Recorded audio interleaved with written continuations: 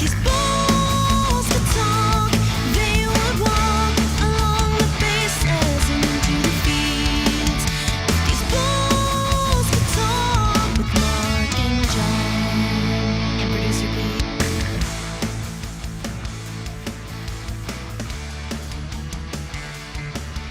Did you start? Oh, I'm sorry.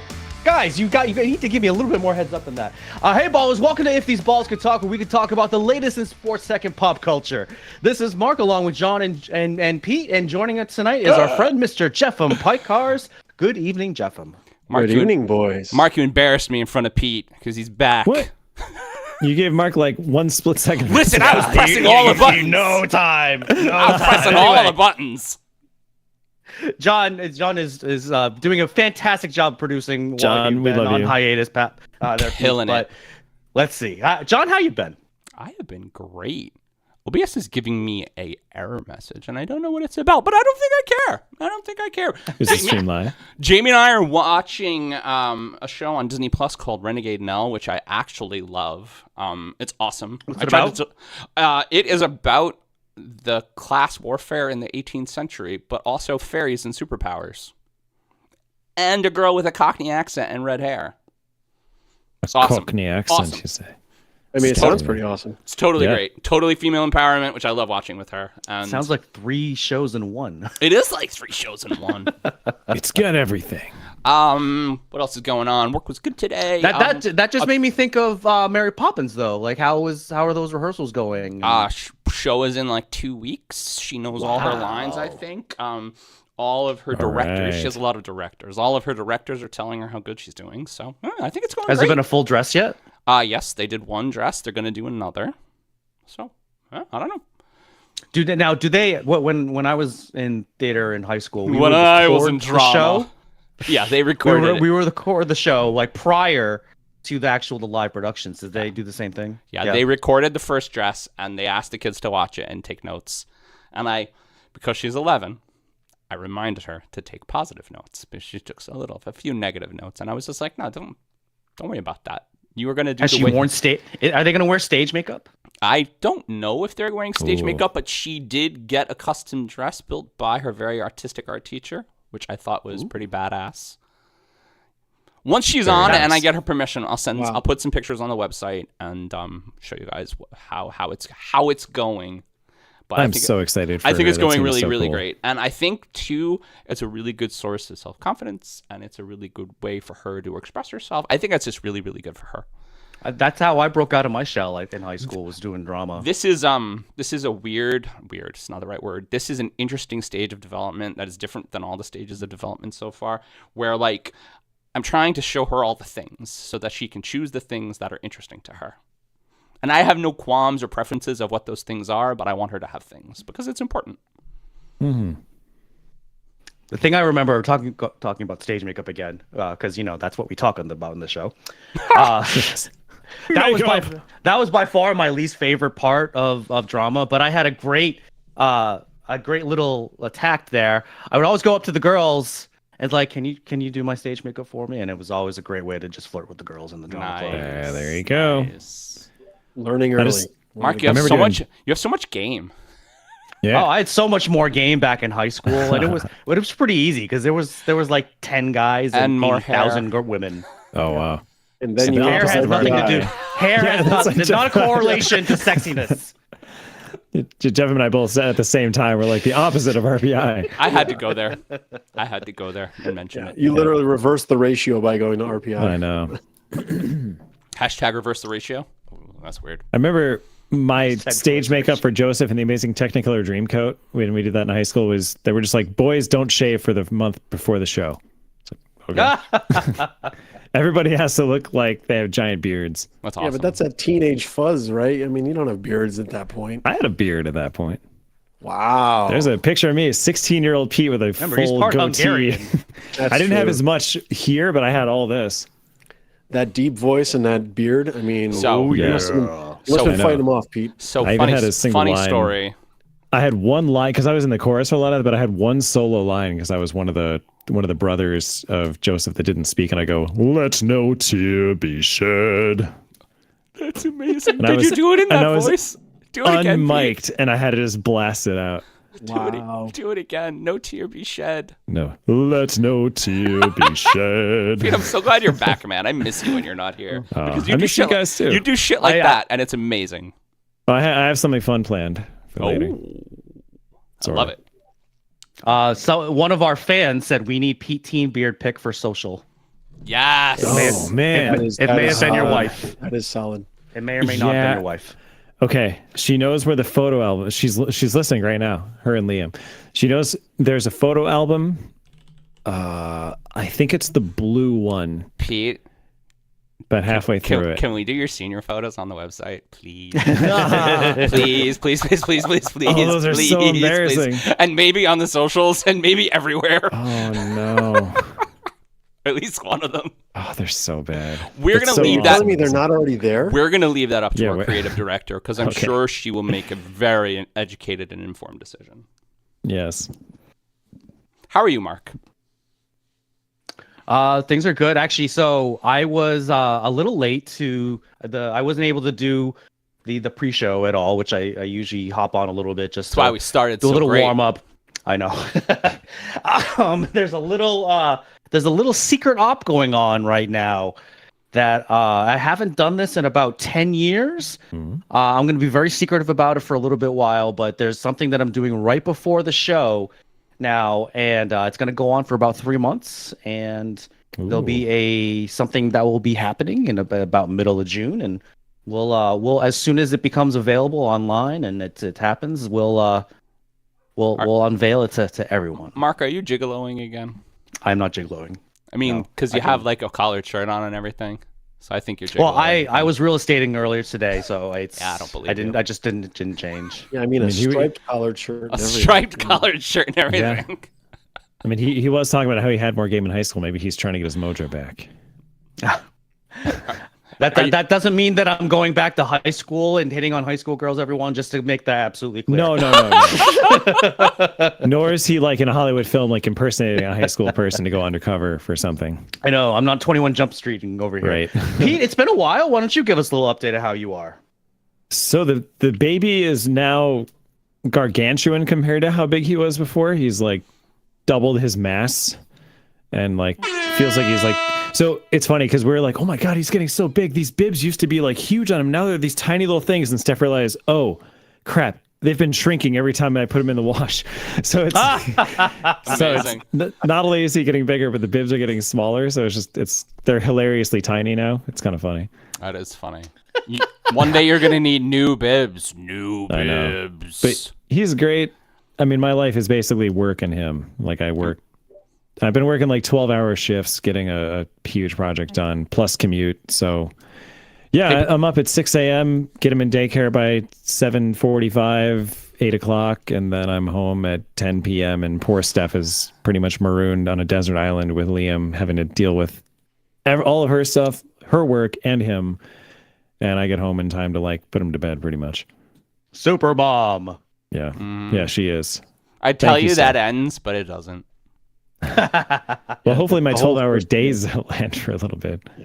Well, The whole first year, man. I did have to purposely put a stop to that. So It's crazy.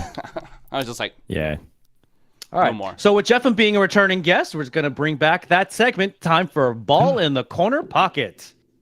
Whoosh. That sounds like a whip, not a. Yeah, there you go. That's supposed to repeat. do it again.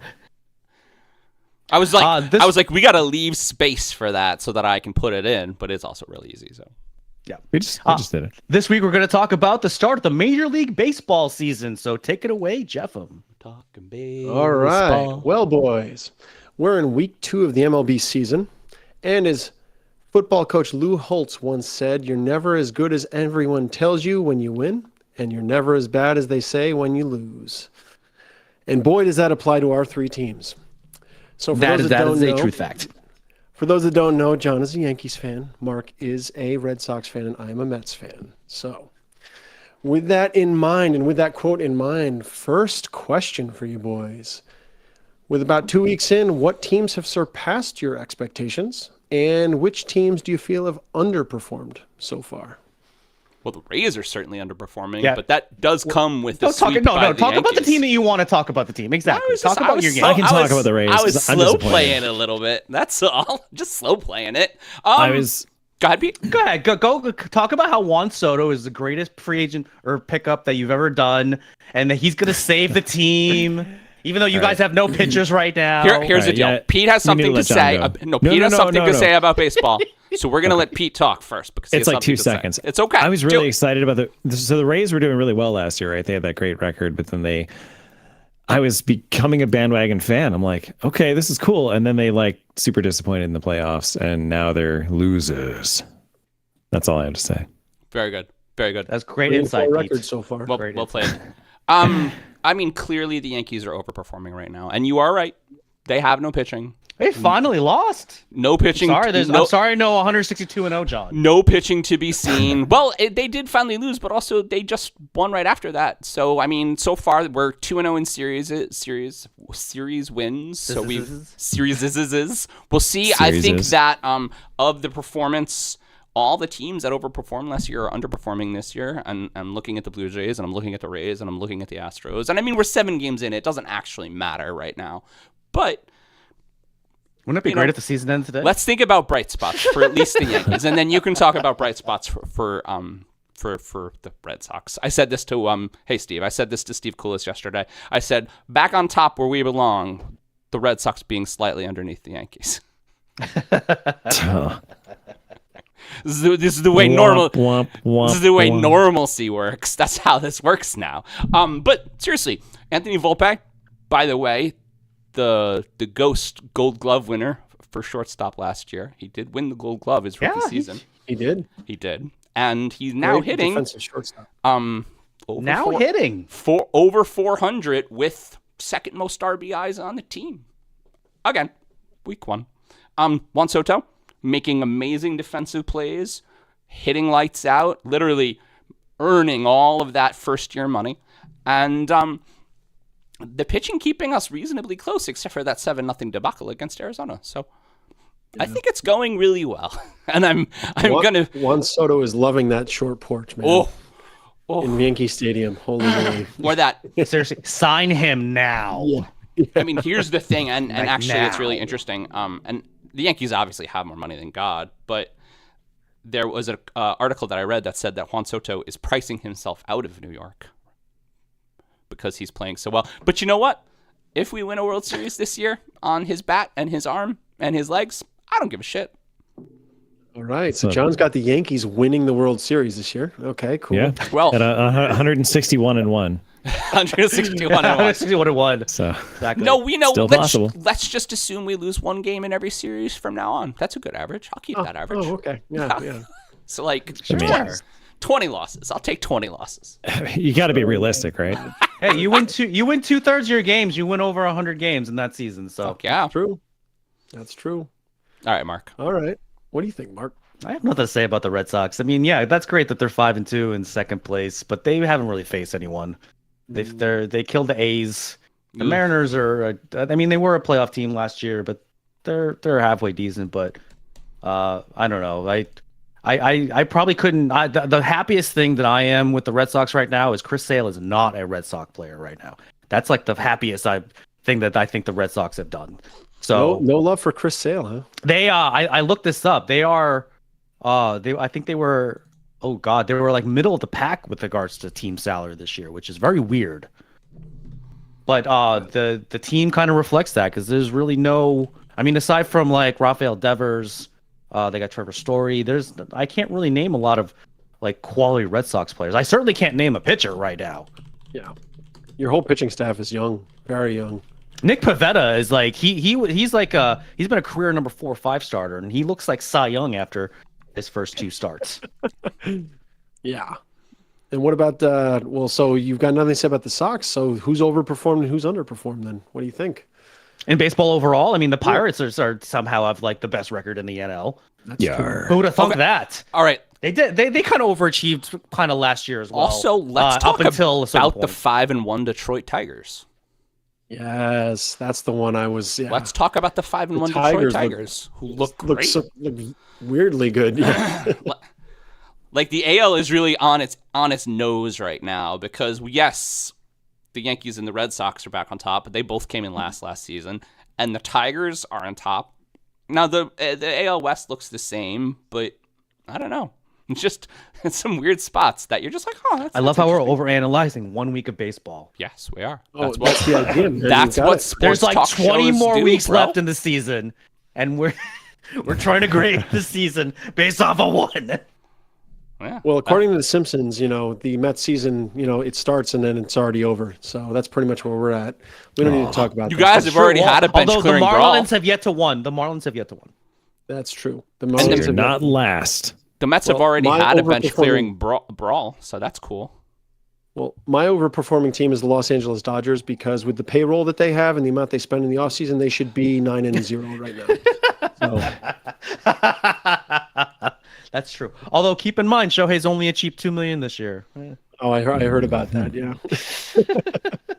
All right. Well, moving on. After seeing our three teams play for a little over a week, how do you think your team will finish the season? We already know John said the Yankees are winning the World Series. So. 140 and 21 or 22. Cool.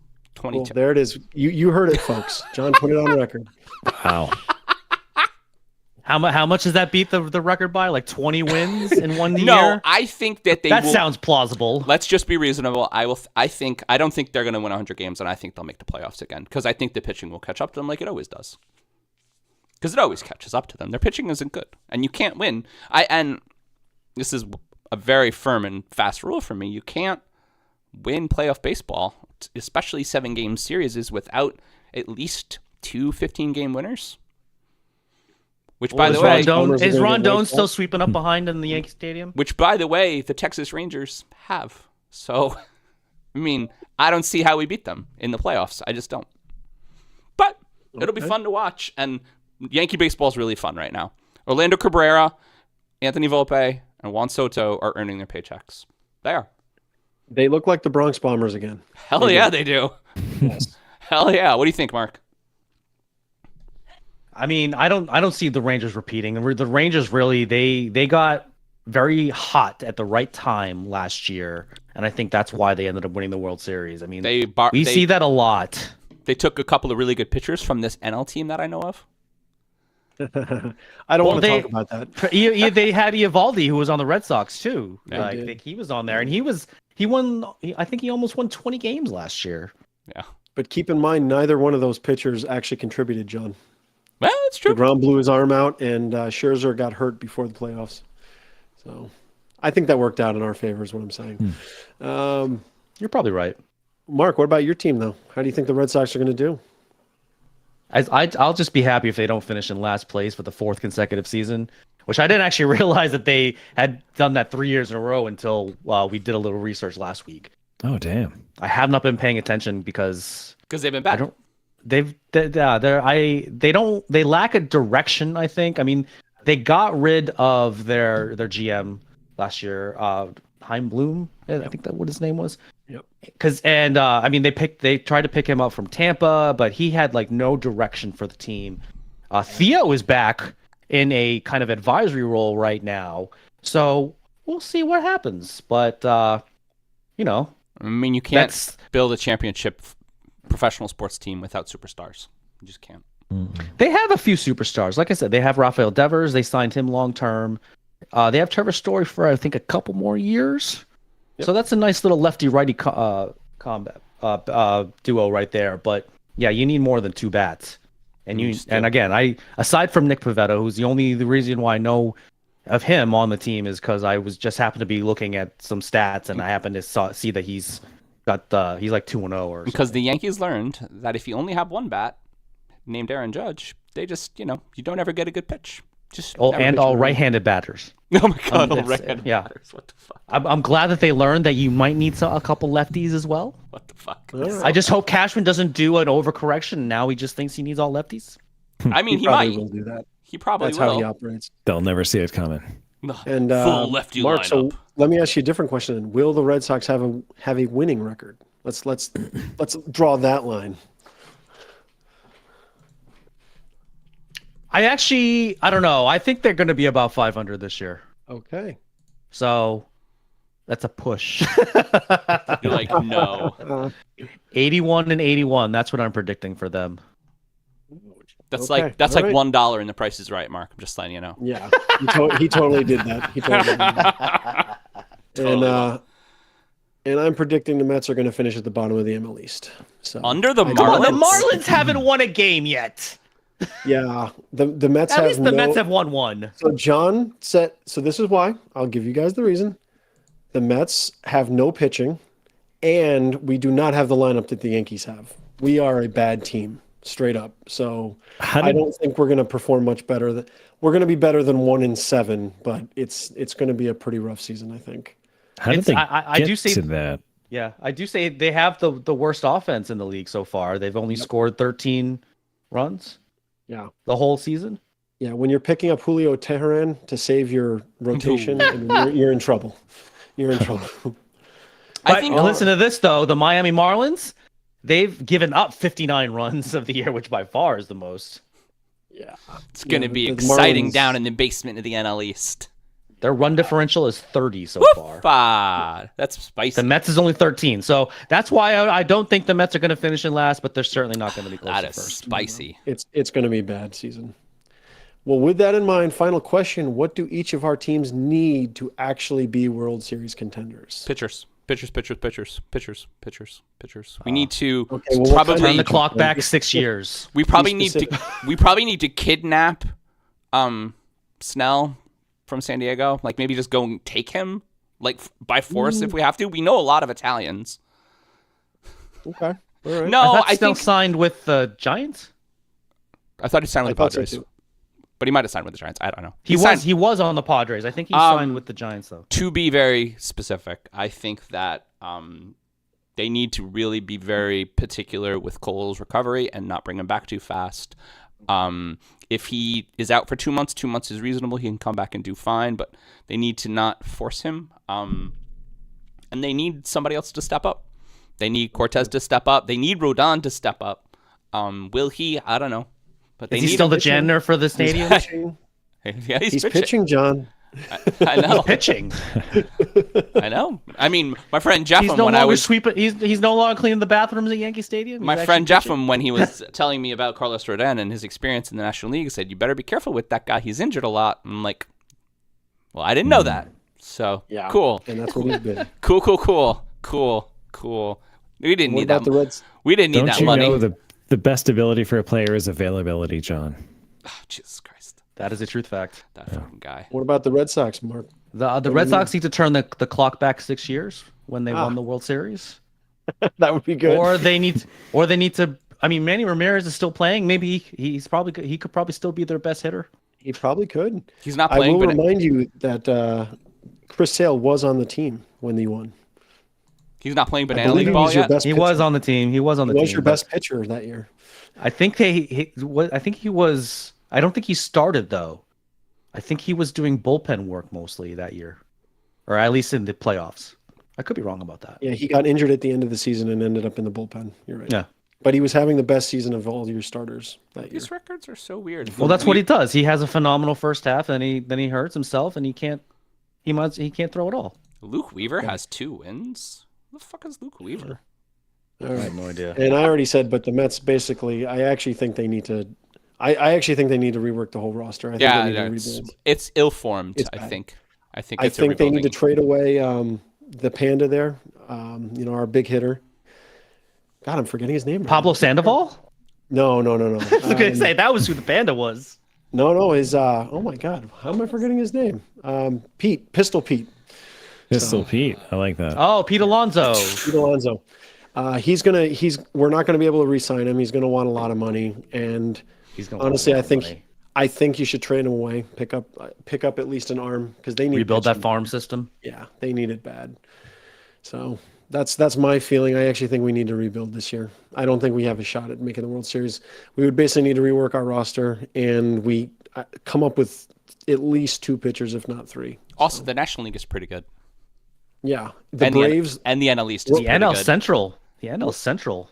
Yeah, I don't even think we could get the wild card. I mean, the Braves look unbelievably good this year. Yeah, they do. And as you said, the NL Central looks much stronger, even than it did last year, which was stronger last year. So I think it's gonna be a rough season for the Mets. Lot of things to get over. Yeah. What are you gonna do? All right, Time boys. will tell. Time will Time. tell. Hey, don't steal my line. Awesome. Well, that was my 3 questions. Jefim, that was awesome. Thank you. Mark, stop dying. Mark's dying too. Sorry, I'm are not we dying. contagious over the I have internet? scotch. I just have mucus all over my sinuses. Mark, I'm mixing drink Yeah. more. I will say I'm been feeling drinking. better. I have a Lafroig in front of me. Ooh, Nice. that's fancy. I'm It's got mixing some- steroids, amoxicillin with beer. So Smart. I'm awesome. Smart. It's Oh, really that's good. Good amazing. choices. Really good. I mean, All the drugs. YOLO, right? It's really great. Yeah.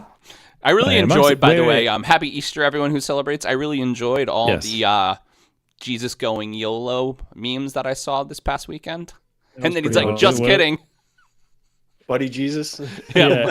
Buddy Jesus, YOLO, just kidding. Hey. All right. Mark, Speaking you of ready? which, That's one of my favorite movies of all time. apparently they were saying there's a remastered 4K version of Dogma, and then Kevin Smith said it was an April Fool's joke. That's just cruel. You know why he said he won't do another one? Did you hear? Well, I know some asshole has the rights to Dogma and he can't get it released. Yeah, you know which asshole? Is it Ben Is it? Affleck?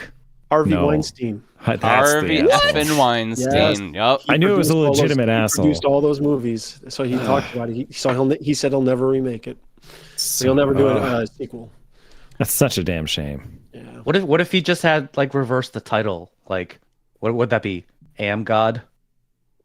And then he That's could a remake problem. it. It doesn't Oh, matter. maybe. Kevin Smith has a new movie coming out, the first studio movie in 20 years. His So- last one was terrible. So Yeah, I mean, It that had was his- a stupid Jay IP. Silent Bob's 2. That was not. Yeah, that good. was a stupid IP remake. He just made that to make money.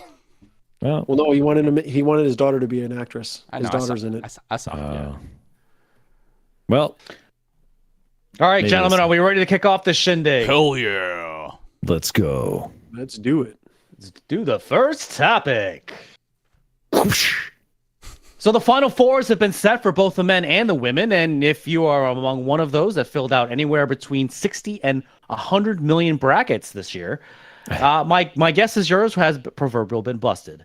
There are actually 9.2 quintillion possible combinations of brackets. So the odds of filling out the perfect one are actually, believe it or not, 31,000 times harder than winning the Powerball drawing, which is over $1 billion, by the way. Ooh. Now, there are some great stories that include 2 schools that are representing both the men and the women, with UConn and NC State. And amazingly enough, the male Wolfpack are tied for the lowest seed to ever make the Final Four. And then there's the women with just about the entire country on the side of Iowa's Caitlin Clark, who is coming off the most watched women's college basketball game ever when they beat the defending LSU Lady Tigers In Angel Albany, Reese. New York. In Albany, New York. In Albany, New York. Huh.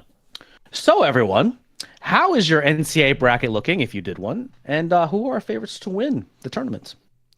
Well, I didn't do one. And as all of you know, I love to gamble. This was a real travesty on my part, a real miss. I actually wanted to bring up a really interesting story that I read that Caitlin Clark really wanted to play for UConn, just like every other lady basketball player in the whole wide world, and they had no interest in her. And she Yeah. wanted to play for UConn so bad that she had memes made up. She had all this like prep and art, and her family was behind it, and they didn't talk to her. So when she started playing for Iowa, it was really interesting that they're playing now in the Final Four. Yeah. Yeah. A matchup of 2 excellent players with Caitlin Clark and Paige Beckers, who had been kind of injured the past 2 postseasons. So this is her first opportunity to kind of shine. And Gino Auriemma, who's the head coach of the Lady Huskies, even proclaimed that Paige Beckers is actually the best player in the game of women's college basketball right now. So it'll be this should be a good matchup. Is it gonna top is the viewership gonna top the one with LSU? Maybe, just because Caitlin Clark, I think, is women's basketball right now, and Yeah. and it's drawing a lot of attention. I'm gonna watch it. So I don't know about you guys. I mean, it's the most interesting story in college sports right now. I mean, Yeah. there is so much talk around Caitlin Clark. I mean, there's talk. There's wild things that are being said. How good she is. I just think it's so cool that I don't know like any of the guys in NCAA college basketball right now, right? But I know Caitlin Clark. You know Caitlin Clark. Mostly from this show, but I mean, just the fact, but her name is getting big. Like, Yeah. She's the on fact State that- Farm commercials. right? Like the fact that I'm similar to like soccer in the World Cup. Like I'm way more interested in like how the women do and like that league, that gender's league than the men. So I just think that's super cool that we're seeing that here. No, for sure. I don't know what I think, but I think I want NC State to go all the way on the men's side. I think that would just be awesome to beat two number lowest one seed teams ever if they did that. Yeah. Yeah. So, what was the previous? Because for anybody who doesn't know, NC State right now is an 11 seed going up against the 1 seed in Purdue, and then there's a 1 and a 4 on the other side, or a 1 and a 2 on the other side. I believe the lowest seed is an 8, and it may have actually been when NC State won it like 40 years ago. Oh wow, So wild. I could be wrong about that. I could be wrong about both of those tying together, but I'm pretty sure the lowest seed to ever win the title is 8. I'm pretty sure our research department will go on that. I don't know. Jefim, did you do a bracket at all? No, I didn't. Honestly, you guys picked the one sport.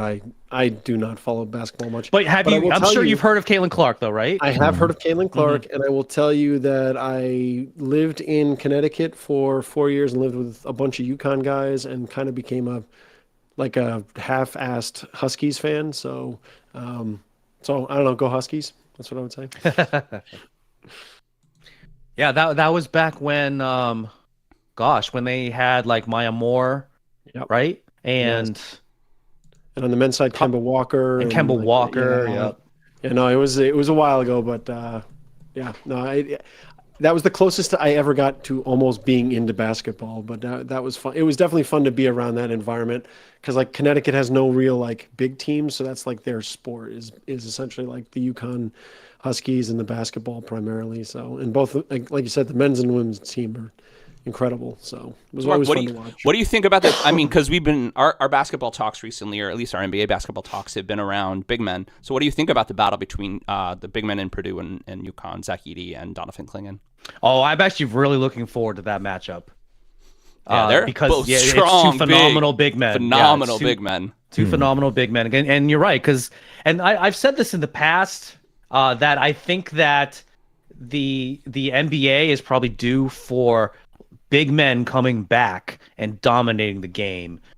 I mean, we kind of see it with Joel Embiid right now, and Wembanyama is also gonna be there, and then these two guys are probably gonna turn pro. I don't know if the guy from UConn is gonna make an NBA team, but the center for Purdue, I'm sorry, what's his name again? Zach Edey. Zach Edey, by the Zach way, Edey. 7'4", 300 pounds. Yeah. I mean, he'll make an NBA roster. That's a big boy. He'll make That's an a NBA large roster. human being. Whether or not he's going to be as a vital cog in an NBA team, I mean, he's not going to be their number one star, but he could be a phenomenal role player, I think, in the NBA if on the right team. So we'll see. But I'm pretty confident the era of the big man in the NBA will come back. Oh, and he's shooting lights out in the NCAA tournament, by the way. It's one of the reasons that Purdue is so high. He's gotten over 20 points in every game. But that's because he's a big old monster. I mean, he's 7'4". Can He is just a basically man. reach the basket? Like, is that where we're at here? Well, that's he what would make Shaq look like an average size human. That's ridiculous. Yeah, crazy. And we're I don't know about that, Pete. Well, okay, Shaq is still 7'1", 7'2". okay, yeah, he's close. He loves I don't Papa know, John's. it's still Shaq will 3 get you inches. Papa John's pizza, so it's all good. 3 inches is still noticeable. I mean, it's like, wow. That's what she said. Hey. There it is. There Hey. it is. Wait. You know what's funny about these middles when I edit them? It's like Pete says something really hilarious, but I've already said time, so I have to like pull out the time part and push everything backwards. I'm like, all right, that never happened. It's all good. All right, somebody give me a next topic. Next topic.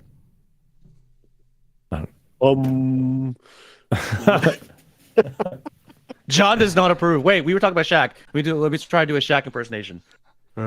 Yeah, I'll go next topic. That's pretty good. That actually wasn't bad. Yeah. All Jeff, right. you gave me an idea. I was trying not to step on this topic because I'm really excited to talk about it. We're going to just keep it on for just a little longer, NCAA basketball. And specifically, Caitlin Clark. Last week, college phenom Caitlin Clark was offered, check this out, $5 million to play in the 2024 season of Ice Cube's Big Three basketball league. And he stated, why wouldn't we? Caitlin is a generational athlete who can achieve tremendous success in Big Three. TMZ reports that the $5 million is guaranteed and would be for 8 games with the potential of 2 playoff games. So what's the Big Three, you ask? Well, I didn't know what it was. What's the Big Three? It Yeah, sounds wait. ridiculous. The Big Three is a 3-on-3 basketball league, half court, founded by Ice Cube in 2017. It has 12 teams whose rosters consist of former NBA and international players. So with the current highest paid player in the WNBA, and I looked this up, being Erica Wheeler at $242,000 a year, would Clark be crazy to pass up this opportunity? What plays better cements her future legacy as possibly the greatest female basketball player ever, or possibly the greatest basketball player ever, either. And to follow up, there are also rumors that the Portland Trailblazers are thinking about drafting her because there's no rules for women not to be in the NBA. That'd be interesting. Right? That's That'd be super very cool. interesting if she got drafted into the NBA. Now, keep in mind she is a guard, so she will be a bit undersized in the men's version of the NBA. Now, with regards to her playing in the Big Three, I believe the Big Three plays during the same time as the WNBA. season. That's tough, right? Okay. She'd have to choose, but that's Is that times also 5 times 5. That's a 25-time pay increase. 25 times. and that's Now, the answer to also this question. The answer to this question is yes. She'd be crazy not to take the money. Next topic. yeah. Using my that- thing, the- I like that. The Big Three is guys and girls combined. No, it would be potentially? it would be a female league. A female 3 and okay.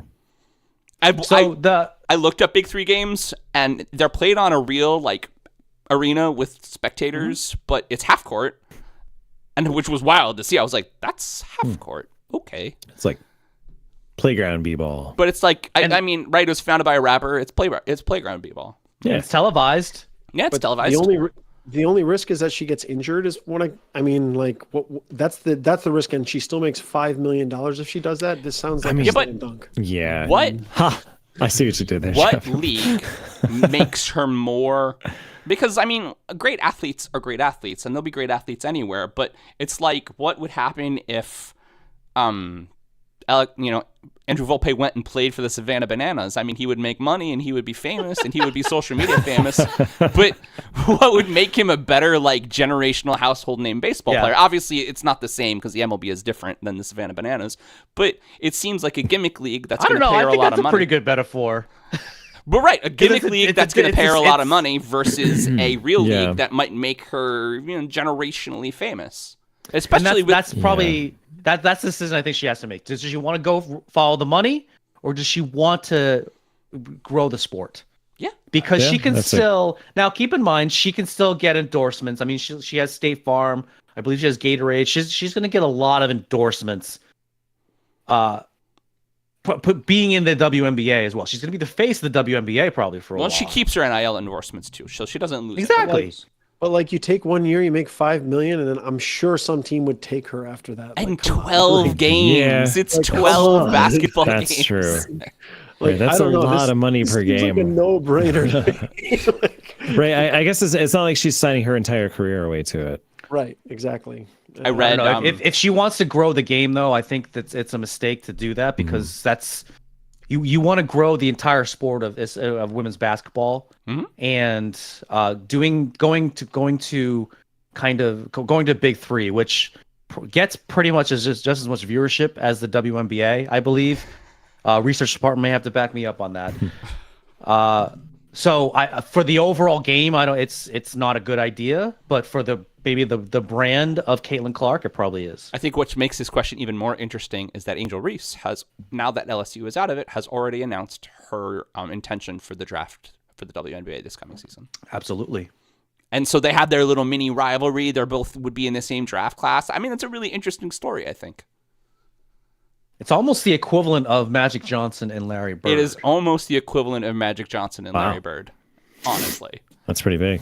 And it's so cool, and we've been talking about it for the whole season, is the WNBA is on like a little bit of a trajectory currently that, this could just really help that.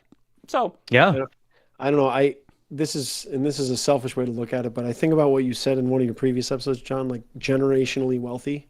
yes. Right? You go to the WNBA, you make whatever. You said the highest paid player is 262,000, right? Currently, yeah. So She you might go to make the more, WNBA, but she's not going to make $1 million. It's always a risk, right? It's always a risk. First year, you go and you break your ankle, something happens, right? And now, oh, wow, you can't play at the same level, and you just lost $5 million. Yeah. I don't know. Like, to me, this sounds... Yeah. I don't know how you turn down that money. I'm like... Do you feel like...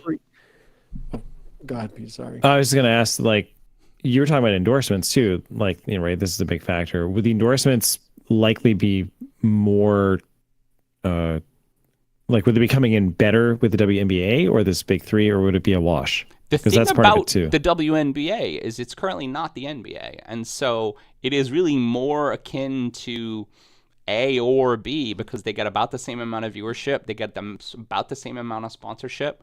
But one is more of an official game of basketball, right? Yeah.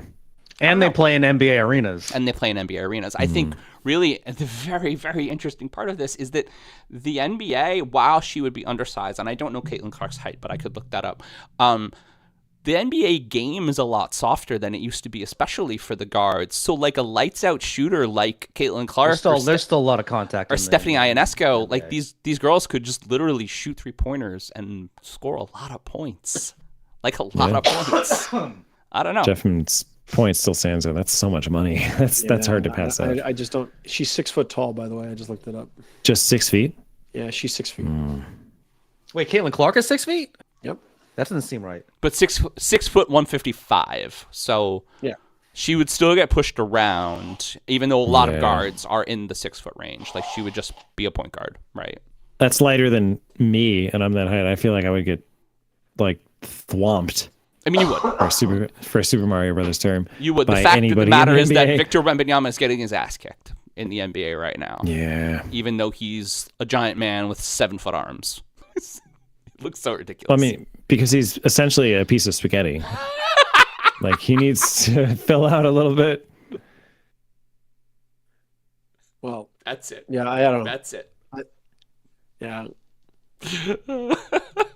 Essentially, I feel like, Mark, I feel like we stepped on... I think you wanted it to be like she should go to WNBA. I don't know if I was reading you right, but I don't know, man. $5 million. I just don't know how you turn that money down. I think she's going to go to the WNBA. Excuse me. You think so? Yeah. Yeah, just because again, she has an interest in growing the game of Growing the women's sport, basketball. yeah. Mhm. All right.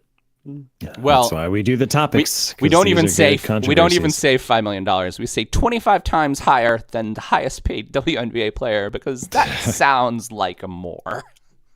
So $5 million is not a lot of money, really. I mean, Yeah. that's like, it's a lot of money, but not for This a is professional like- athlete. You put that into the stock market, you pull out $200,000 a year, man. You can Yeah. live pretty nicely on that. This is like, yeah.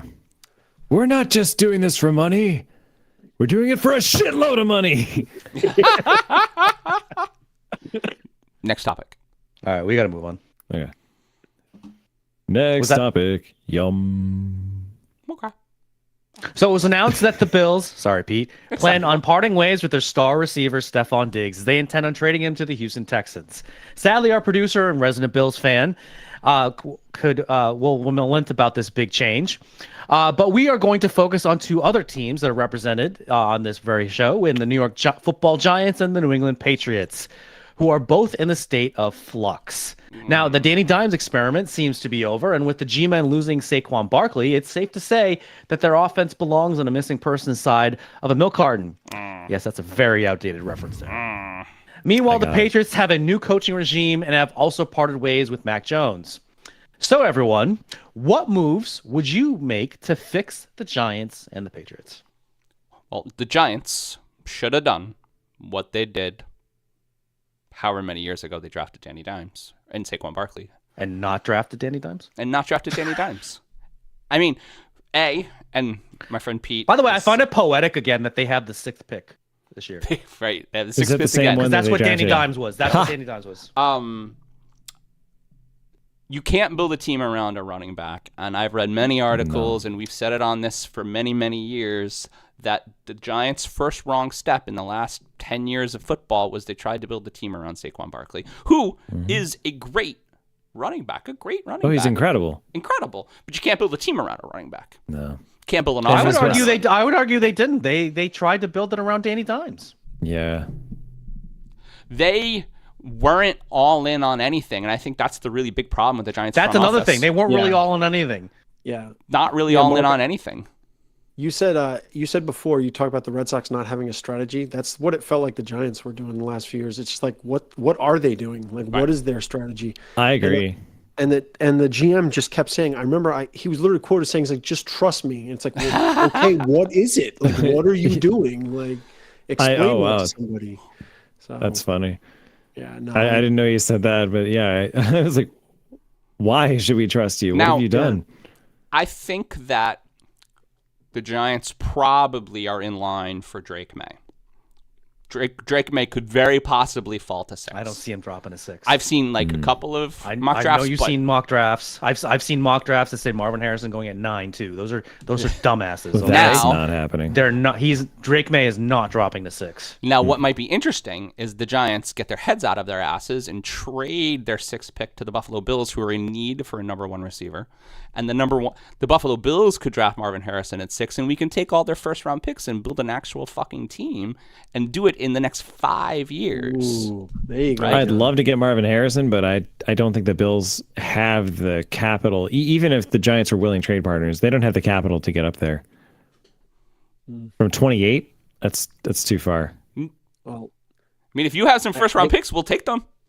Even if they're next year or the year It'd be after. like the next 2 years. The next to get 7 years. Yeah.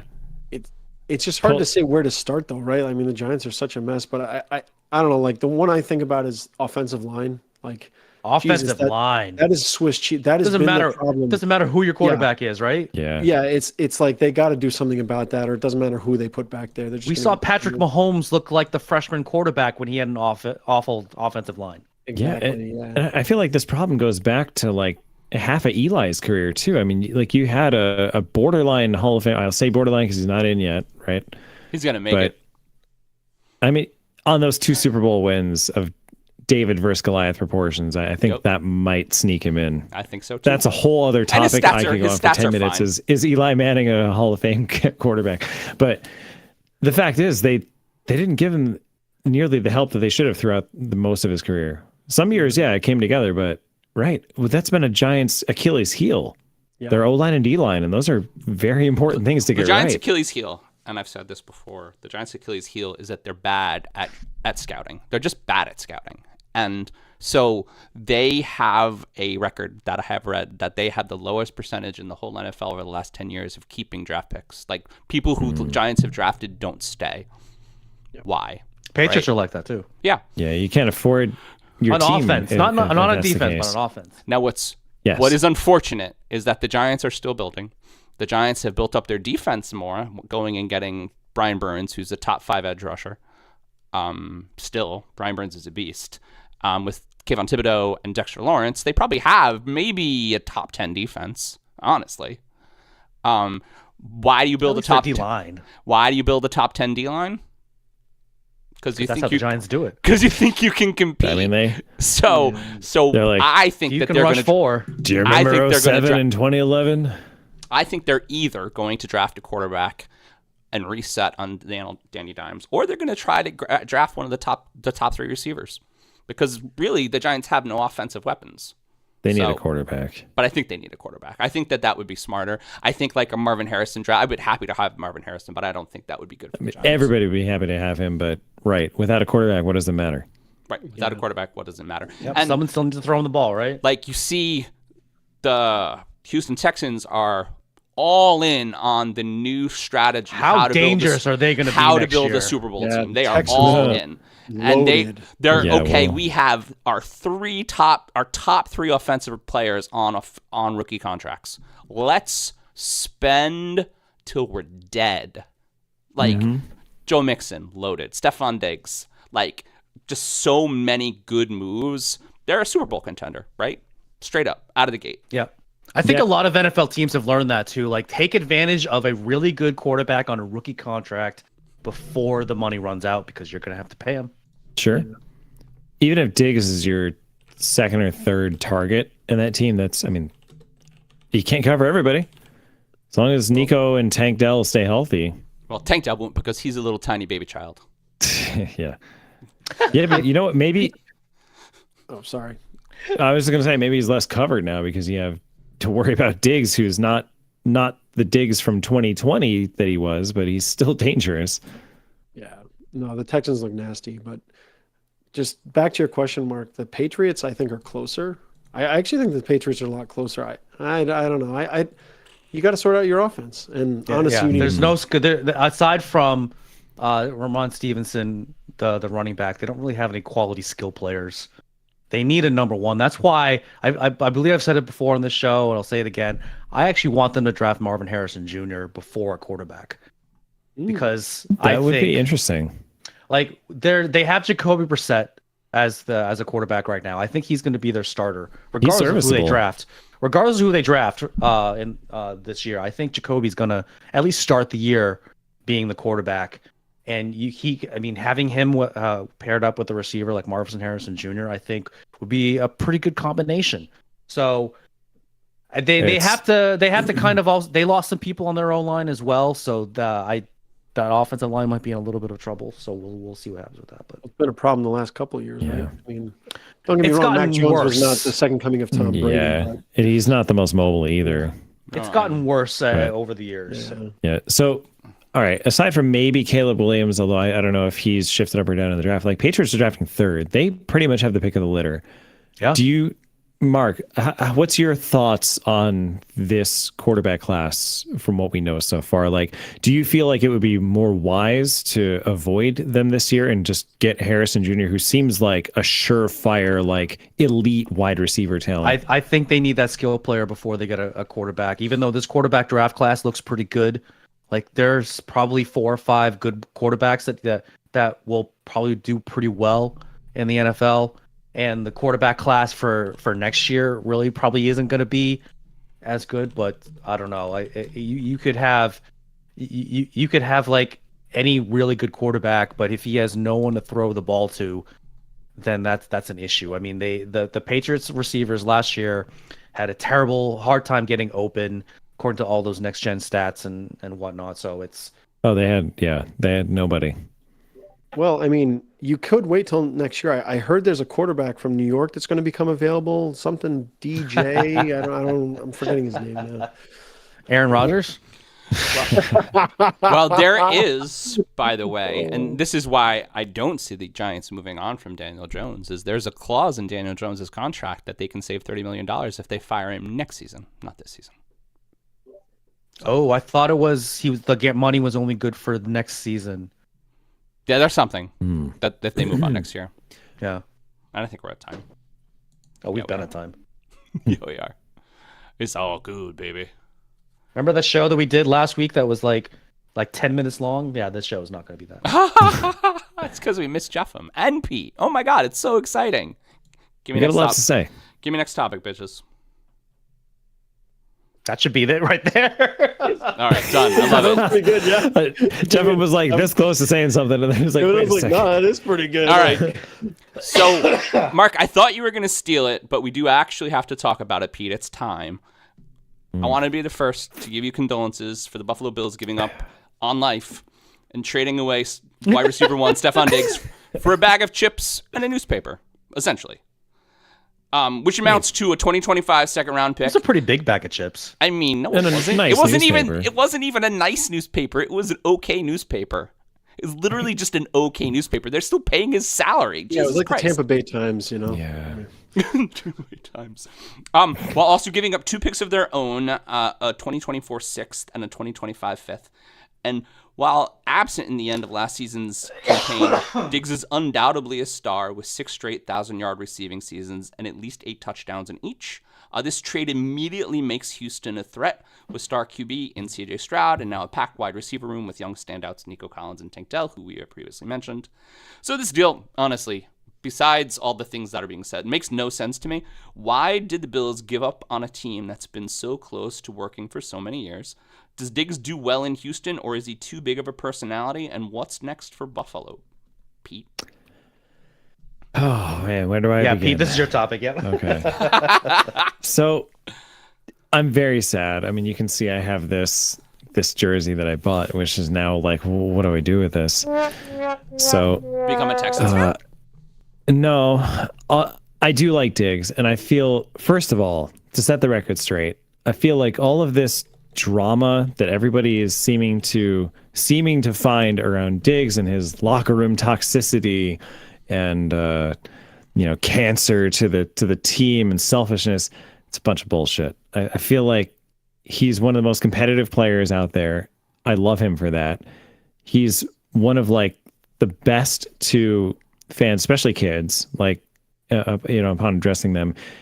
I think he just really wants to win, and he's just very, very passionate. Yeah, he does some crazy stuff. He says weird stuff on Twitter. He has a clothing line that he's trying to start, whatever. He's been great in the field, and he is now also costing your team $4 million more against the cap to not have him than he would have if you just kept him. So that's where I don't understand this whole thing. To be fair, his advanced metrics and production have been declining slowly, right? 2020, he was fucking incredible, right? He was the top receiver in the league, I think, at least in catches, yards, maybe touchdowns even. It hasn't been quite the same since, and it's, he had a good season in 22. 23 started great, and then it just fell off a cliff. And people are wondering, maybe he doesn't quite have it anymore, and maybe that's more the reason that they're getting rid of him, not this fabricated stuff, which I feel like is completely created by a lot of basically ESPN and and a lot of other TikTok. Yeah, TikTok, YouTubers. They're just saying like, I can't tell you how many times I've seen this, like, oh, they got to get rid of Diggs. He's a problem. Like, oh, what is he saying? I was like, and then Diggs will even say like in an interview, he's like, no, dude, I don't even know what the hell that was. Like, that's nothing. I mean, they seem like they had a very passionate relationship. They would yell at each other, and Diggs would throw a lot of tablets, but also they would like josh around and wrestle and play like friends. Yeah. I mean, Diggs said it himself. He's like, we're family. He's like, families fight. I think that the thing that confuses me is what's the plan in Buffalo? Yeah, and this is what gets me, and it gets me very upset, almost more with the front office. Is Gabe Davis now the number one receiver in Buffalo? No, Gabe Davis is gone too. They have no number one or two. It's interesting. They have two wide receivers to threes, which makes me super freaking frustrated with the Bills. You know what? Forget this. Done with this jersey. Wow, the jersey's coming off. What is happening? This is the thing that he said. Do we have to blur Pete's camera? That's a surprise. Go Bills. Hey. So now we talk about the future because I almost thought you were going to burn that jersey online. No. That would have been pretty awesome. I would have been here for that. That would have been a viral moment right there. Yeah. But as you can see, I can't quit the team. Can't quit you. So Pete, an opinion here. I'm just curious because I've heard you talk about this on the show a few times. How much of his loss in production do you think was him actually losing a step, and how much of it was basically defenses realizing, hey, Buffalo has no other weapons. Let's just double down on him. I'm just curious. Yeah. A little bit of both, because, and that's where Joe Brady coming in threw a wrench into that a little bit and distracted teams, because it was like, hey, guess what? We can run too. We set up. Yeah. Pre-snap motion. Huh. Where has that been? James Cook has become the number one option in Buffalo, hasn't he? Him and Dalton Kincaid, pretty much, and Khalil Shakir, who was a nobody in the league until this year, who's in the home stretch of the Bills' season, the last few games, when targeted, Khalil Shakir had a QB rating result of 148. He dropped like one pass, or like of all the targets thrown to him, I think one of them ended up not being caught. And he's had incredible yards after catch, and he's caught passes that should not have been caught. So he's looking very good. You have Andy Isabella. I really like Andy Isabella. Yeah, he's cute. Cute story. He's cute. So I think He's like a Beasley Jr. So now that I'm like, burn the Bills jersey, go Bills. Really with dramatic, that Pete. symbolic thing, I really right? like it. So where do we go from here? I see two ways to refresh the Bills receiver core. Get T. Higgins. I don't know what you have to do, but Higgins wants out of Cincinnati. That's not a bad idea. Get him and trade up to at least 20th and get maybe Brian Thomas Jr., who's the 4th prospected receiver. So there's your WR1 and 2. Then you have Curtis Samuel, who they got acquired in free agency. Isn't he like and 100? No, That's a different Samuel. Yeah, different guy. But you have him. He's a speed burner. He's a gadget player basically. But him and Shakir basically are like wide receiver 3A, 3B, right? They're great in their roles. And how are they going to do all this under the cap? See, that's the problem. They, as of June, they will have about 14 million in cap space freed That's up. a lot. It's not a lot, and I don't know if it's enough to get T. Higgins, even with the franchise tag. So I don't know if that's possible. So if they can't finagle something to free up the money for him, trade 6 of your picks this year. I don't care. Like they have 11 draft picks. Give all the picks to the Giants, and you guys can have number 6 and have Malik Neighbors. Malik Neighbors would work really well. I don't know if all the Bills draft picks equals the number 6 pick in the. No, draft. I don't think it does, but it might equal 9 or 10. Chicago may want to get out of 9. Oh, maybe. now we're having a 3-team trade here. I mean, you could totally grab a Dunze at 9, right? That's what I'm thinking is you either have to get or figure out how to get Ayuk out of San Francisco because I think he wants out too. So you either need to Gotta pay him. I know. Right. And that's the problem, right? Figure out a way, some way. Maybe if you structure their contracts to where it's very team friendly that first year, but then they get bank after that. I mean, Ayuk and Higgins are young enough to where that could actually work, and they know, hey, we got a couple years. Well, what the Bills cap, they have like 50 million in cap space next year. What the Bills do have is they say wide receivers, you get to come and play with Josh Allen, probably the top three quarterback in the whole league. Right? So I say trade up to get Neighbors or Odunze, or you need to maybe still get Brian Thompson or Thomas Jr., someone in that level, or a high second round pick, and you need like an Ayuk or a Higgins. We need something. That's it. That's a lot. I mean, Pete, do you think what they got back helps them at all? Yeah. Yes. I don't think they're. Are they smart enough to actually use those draft picks? Bag to of build chips. a team? You mean the one draft pick for 2 years from now? That's the thing, though. They only got offense, one. They got For one offense, from they got 2025. two. No, they Yeah, didn't. they got 2 back. Yeah. They gave they 2 got- up. That wasn't even a bag of chips. That was the leftover bag after Yeah. someone ate all the bag of it's chips. It's 2 day 3 draft picks. One this year and one next, John. It's a Yeah, second I round thought, pick I thought it next was. year. I thought it was more. It's than a second round pick in No. 25 is what I read. Second round pick in 25. Yeah, that's all I read. Huh. And they're giving a 5th and a 6th away. So they're literally just They like, also- that evens out. Well, they also reworked some of Diggs' salaries, so while the cap hit this year is awful, and next year it's basically gone. So the Bills are completely free of any obligation to Diggs. Diggs still gets his money. Wow. So it's Sorry, I missed that second part of it where they did a 3-team trade to the Houston Texans. Wow, what the fuck were the Bills thinking? Sorry. You know what? It's You know what I weird. think. You know what I think. What were they thinking? I think Stephon Diggs. I don't know. I don't have any proof about this. I think Stephon Diggs is a two-face. I think he's been telling the Bills one thing. I think he requested this trade.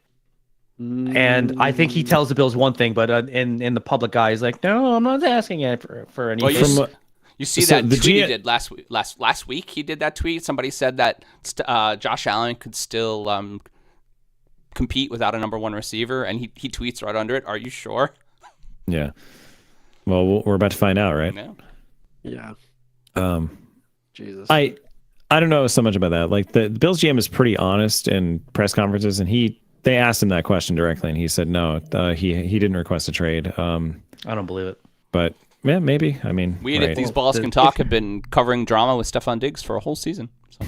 I mean, Mark, This if trade he- reeks of desperation to me from Bills. If he side. did, though, It is if he weird did, timing. This doesn't sound like a smart move. I mean, you're going to Oh. a team with 2 already top wide receivers, essentially. Like you're going to get fewer targets. Like that does not sound like a great move to me. But I think if he requested it, I'm saying. If right. he was He is on the north side of 30, so I think he realizes he's not, his days are numbered. He wants to win a Super Bowl. And maybe if he requested a trade from the Bills, he was like, you know what? We keep banging our head against the wall and it's not happening. I want a fresh start. All right, we got to move on. All right. This topic was like Oppenheimer. It felt like it ended 3 different times and Sorry. then it kept going. Like Oppenheimer. That's what I seriously thought when I was watching the movie. I thought it ended and then it just kept going. It's like Lord of the Rings. Whose turn is it? It's yours. Is it my turn? That was okay. That was number 4. All right, Jefim, you got a next topic? So hang on, Pete. What was that line you said at the beginning? What was the line from your high school play? Oh, let no tear be shed. Let no next topic be shed. Nice. Okay, so Excellent. it's time for things to get heated now. We're going to talk about politics. Uh-oh. But not really. The state of the Gaza Strip is one that is highly controversial all over the really? world. Sides have been chosen and no one seems to be on the right side on this very polarizing topic. But one thing that everyone can get on board with is the tragedy of the death of the volunteers and aid workers involved with Chef Jose Andres' organization, World Central Kitchen. Although WCK has served more than 43 million meals to both sides in their ongoing humanitarian effort. I'm sorry, I meant altogether. Let me redo the line. Altogether, WCK has served more than 43 million meals to both sides in this ongoing humanitarian effort. However, their operations are now being suspended after Israel seemingly bombed their vehicles, which resulted in 7 of its workers dying. Prime Minister Netanyahu has been lambasted by both sides, and his response was, it's just a casualty of war. Ooh. Andres, in an op-ed in the New York Times, claimed that it was a direct attack. So everyone, what are our thoughts on whether or not the strike on World Central Kitchen was intentional? Wow, you went right for it, huh, Mark? Oh, yes. I mean, I think It's my time to bum everyone out. I think when you get down to it, we'll never know. He's obviously never going to admit it because it's an act of war, right? But yeah, that's like a war crime, pretty much. Like a war crime, exactly. It is a war crime. I mean, that is. Yeah. There are a lot of rules, and it breaks them. But I think we're gonna say Elon Musk said an intelligent thing. But when we were talking about bringing Starlink into Ukraine to give internet and connectivity to those people who were getting bombed, he was like, you better move those things around, man. They're going to be targets. And I think food is probably, if you're fighting a war that you really feel like the other side, and that's the thing about this war, it's very, very polarizing to these people. They think that the other side isn't even human, right? And so if you want to win, you bomb their food. Yeah. I mean, at the end of the day, it's cold and it's calculated, but I wouldn't be surprised, I guess. Yeah, especially the way Netanyahu's been throughout this whole thing. He was not very apologetic when he issued the statement. It's like, sorry, that's just war. Yeah.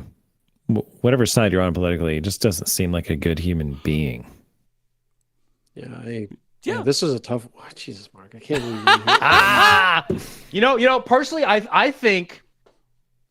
I mean, listen. Regardless of what side you're on, it's a huge tragedy, and no one really condones what he did. What we're on both sides, they don't really condone it. I'm sorry, because again, World Central Kitchen has been feeding both sides. So now, personally, I've always kind of thought about this. The aid that Israel has been getting from us, there should have been some strings attached to it, I think. I know that we're like one of their allies, so on and so forth, but there should have been some kind of conditions to the aid. And in other respects, I actually don't think we should have been giving Israel aid at all, because they have a lot of their own money. Like, it's to have like Ukraine, who's in one position, and Israel in another position. I don't think they're the same at all, but they're kind of being treated the same in a lot of respects. So there should have been some conditions, I think, for the aid that we've been getting Israel, and there haven't been, and we're still giving the money. But how does that look, though, Mark? I mean, honestly, like a devil's advocate question, like how can you give one country who is suffering aid and not another? Like, what do you say? It's a good point. It's a I mean, very good point. their hands are sort of tied, I think. I mean, Israel is in, God. I'll focus specifically on the thing you brought up, but I think the Israeli military has been pretty careless throughout this war. Yeah. And this is going to be my nicest interpretation. It's been pretty careless, and I feel like they crossed a line here. I do feel like I think so too. I think it's a watershed moment where they've been pretty careless and being like, yeah, try and stop us. And I actually think they've hit a point where the U.S. is even like, okay, enough. I feel like a red line was crossed here pretty clearly. I think so too. Even if it was an accident, like let's say it was an accident, it's still like you've been careless throughout this. You've been killing civilians, children, and you have not cared. It's like honestly, that should have been the line. But Yeah. but it's like now you're at a point where it's like, okay, like oops, we literally killed the people feeding everybody. It's like, okay, like where does this stop? Where does it stop, guys? So I don't know. I think that's a good point, Jefim. I think that the U.S. really does have a responsibility to respond. It is just it's so hot. Like it's a hot button issue where they have to respond correctly and in time, because if they don't, I mean, everyone gets pissed off in situations like this, but you just piss off too many of the wrong people, right? And then you look like assholes. Like you look like you condone it. Yeah. I mean, God, it's such a sensitive situation. Like, so I've got a couple sides of this, right? My wife is Jewish, and technically my son could be Jewish if he wants to be, his mother's side. And, understanding the Israeli conflict, it's like, their neighbors for the longest time just want to wipe them out, right? That's the reality of the situation. That's why we've been such staunch supporters of them. And Hamas kind of started this whole thing, right? With the October 6th attacks. And the October 6th attacks absolutely did start it. But what's frightening about the situation to me now, like, again, having a son has definitely changed my perspective a bit, even outside of like what I just said about, the religious and ethnic side. I mean, they are literally taunting the Middle Eastern states now to get into a conflict. Like they are, it's getting to the point now. It's like, hey, it's kind of guys, happening. Yeah. Exactly. We've been kind of keeping it, trying to fend it off, but it's like, hey, if this doesn't slow down, this is going to balloon into a much bigger conflict. And that's what frightens me. And like, that's why I'm saying, like, where does the line get drawn? Like, I understand what happened was horrible with those attacks, with the Hamas attacks, but like the show of force back has been so insane. Like, this is like, and again, careless. I'll use the term careless. Like, it's, Do you feel like, from your perspective, because it is very unique in that you can, that you have some family stake in this, I guess, can you separate, a bad leader, a bad person in charge of Israel making bad decisions from the Jewish people and the state of Israel itself? Like, I feel like that's kind of the holdup here, is that a lot of polarization in the U.S. seems to stem from like, well, we have to support Israel. That's what we've always done. Like, if you aren't, you're anti-Jewish or something. And it's like that doesn't need to be the case. Yeah, it's becoming, it's a lot more gray than that. The catch is, this is the hard part. I think if you look at the polls, the Israeli people actually still support that war. So it's not just Netanyahu. That's what's scary. That is scary. The Netanyahu government is very, very, very, very right wing. I mean, they have somebody in their government. I'm forgetting his name now, but he has openly stated he wants to wipe out the Palestinian people. He doesn't even mince words about it. And I believe he's like their defense minister. I mean, he's like pretty high up in the cabinet. Jesus Christ. So, but that's like genocide level kind of stuff there at that point. Yeah, no, it is. I mean, it's, again, Netanyahu made kind of a deal with the devil to remain in power with a lot of very far right parties. That's essentially what he did. And so he's had to put those people in his cabinet, and those people are influencing decisions. And, I don't know. I'll lay down like my personal opinion. I do think they clearly crossed a line here. But that said, I do see, I do see oh God, it's such a difficult situation. And I think about 9/11, right? Our own countries, I feel a little guilt about that. Our own reaction of, sorry, you know, what was it? It was it was fewer people were killed in 9/11, and we literally went and invaded two countries over it. So Mission accomplished. it's also hard for us to have the moral high ground here as the U.S. Yeah. That's the hard part. So Yeah, the U.S. have been bullies for a long time. I didn't mean to drop the bomb on that topic. Oh my think God, that was though- terrible Oh, that's fun. terrible I can't believe wording. I said Cut that out, John. jeez. Cut that out. Proverbial. Proverbial, yeah. Yes. Can you Can you we put can the move on. pervert? Yeah. We're at time anyway. I might keep it. I don't know. Hey, It's Mark, you had to go there, really? Dude, you did. like, It was an like, important topic. You dug It it, is, in. it man. is This was an important. important topic, and this was a last-minute topic too that I added. You're so good.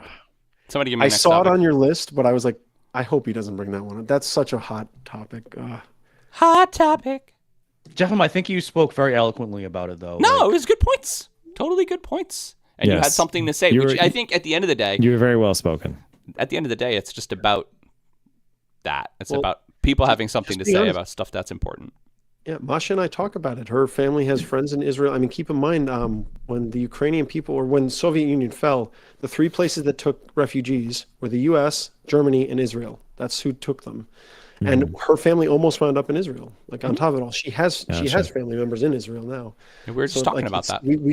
we talk about it all the time because it's such Right. a crazy situation. Someone, right? Like on top of the whole political situation, like this is personal for her too, yeah. because There's a whole lot of wrong just going on in the Middle East, and unfortunately, like that's another reason why I think it's so controversial. It's just there's like who is really right and who's to blame, kind of both sides in a lot of respects.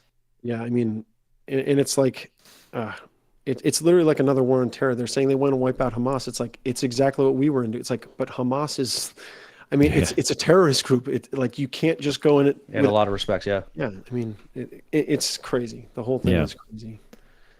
I really like living in the northeast of the United States. Yeah, Not Yeah, a lot of that going on. And we're at time. We're like way at time. At least not overtly. right. Somebody give me a next topic. Go. Fuck your next topic. Hey, there it is, baby. after that one, yeah, wow. Hardcore. Damn. So I wrote like a really sports episode, but I have one non-sports topic, so I will ask you I that. swear you just said a sporty spice. A sporty spice, yeah, sporty spice. No, I didn't say that. So, Blizzard recently made changes to its EULA, sparking controversy amongst gamers. This update focuses on the notion that users do not truly own the games they purchase, and this brings up a bigger conversation. Do we own the digital media that we purchase on many digital media platforms? Last month, Sony announced that users would be losing more than 1,000 Discovery-owned titles that were previously purchased on the PlayStation Store. Amazon Digital, Vudu, and iTunes all have caveats in their terms of services as well. And so the question, as we race towards the streaming age, do we own our digital media?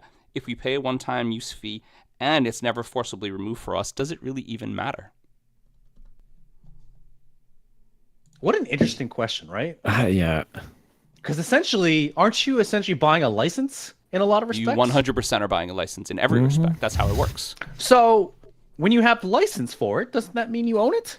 Until they Yeah, lose just the because you don't have license. the physical thing. But the Sony Store thing is a very good example. Warner Brothers Discovery took the license away. It says that you don't own that anymore, and they had to take it away. You don't own that Do they license really anymore. have that right? But for an end user, right, who essentially, right, making that purchase is a contract, could that be held up in court of law that somebody can just change that? I don't know. When was the last time you read the terms of the agreements? I mean, Gotta read the fine print. right, but when the terms change after the fact, does that retro No. actively It change depends what the your terms are. ownership status of Well, something that's you what bought Blizzard. before That's those why terms Blizzard is said getting a what lot they of said? shit. Blizzard is getting a lot of That's shit the because problem. they're changing their terms and they're changing them on the Right. fly, and they're doing things like, well, you don't actually own this, I'm altering the deal. Pray I don't alter it any further. Basically. Right. That's technically illegal then. Yes. If they actually are changing the terms, do they have a legal right to do that? No. But this is literally what every business wants to do. This is the course it subscription is. model. This is the Yep. this is essentially the tech bros invention of SaaS, right? Software as a service. Yep. And There it they've is. tried to extend it into everything, cars, you name it. And John, God, it's such a weird thing, right? Because there's benefits of it. Like in theory, if you buy this license in the game and they're maintaining it in their network, like they're taking care of like things like updates and maintaining the software and keeping it up. So there's definitely an advantage of it, but yeah, at the same time, From an enterprise perspective, software as a service is literally a gift from God for IT services. The idea that I will always have a new version of production software, I'll always have the new version of Adobe, and I'll always have the new version of Office, and I don't even have to think about it. I literally just download an update and I put it in a server and it just updates itself, is glorious. It's glorious. But right, you have it until you stop, right? Like so you don't actually physically like own the thing. You own kind of like a subscription to the thing, and if you stop that, it's a use you no longer license. have any version of it, right? That's the thing. Right. So There's you're- benefits, the but argument here, right? sure. It's like leasing a car, but for everything. Yeah.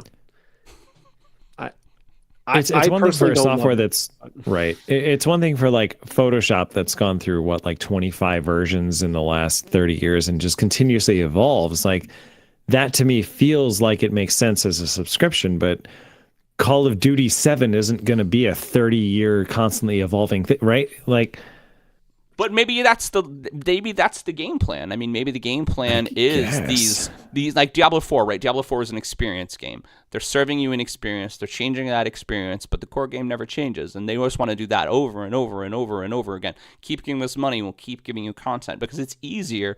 I mean, right now it's easier to pay like 3 creatives to make stuff, but eventually it's easier to pump it through an AI that gives us new shit all the time, and we don't even have to pay anybody. yeah. I mean, the only game type that I see this making sense for is MMOs, and they've already been doing a subscription model for 30 years. Like, Yeah. right? It's EverQuest, right? That when we were in college. Well, let's forever stretch it out a ago. little bit. I mean, Tesla's EULAs are all very, very specific and very, very aggressive. And don't you have to pay extra to use 10% of your engine? Yeah, that's why I will never. But I'm never interested in a Tesla because of that.